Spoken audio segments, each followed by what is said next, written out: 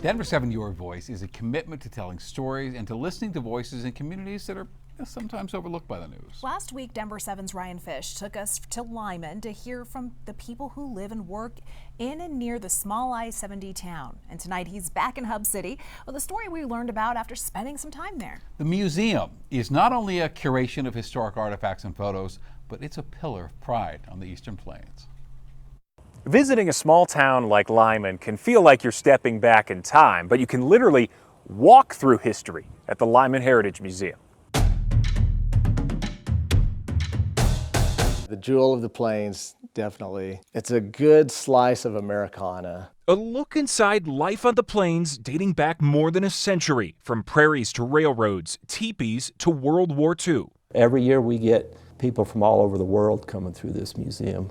Limon Hotel owners Harold and Vivian Lowe started this collection decades ago, a collection that became a museum after a massive tornado devastated the town in 1990. Fortunately, nobody got killed. When the tornado went through, a lot of history was lost, especially building-wise. Harold and Vivian, plus a lot of other business owners and people that were living here at the time, kind of got together and started talking about if we're going to save our history, we probably ought to get something going. Then came the Limon Heritage Society, and around the turn of the century, this building where the museum is today. For many who call the High Plains home, like co-director Tony Wernsman, great-grandmother's wedding dress. It's personal.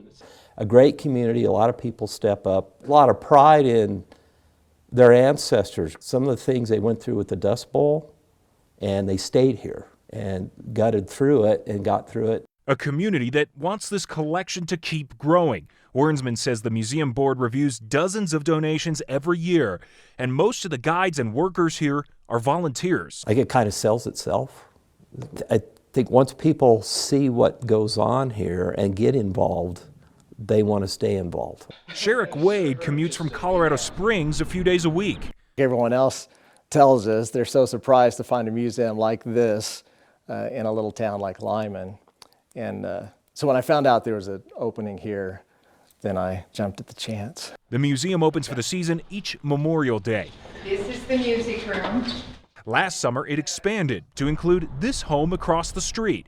This home was physically moved across the lot and finished with antique donations inside to reflect life in the 30s and 40s. This whole museum area is a community pillar of pride, and it offers a glimpse at the past for trip planners or those just passing through. I think we do get overlooked a little bit with stuff, but there's a lot of gems out here on the Eastern Plains. Many of them are right here in Limon. Ryan Fish, Denver7. Definitely a spot worth visiting. Well, let's keep the conversation going. If you missed Ryan's stop in Limon, or if you think Ryan missed something, you can still have your voice heard. Scan the QR code on your screen for how to connect with Ryan, or send him an email, ryan.fish@denver7.com. We'll continue to visit communities in Colorado. If you want us to stop in your town, let us know.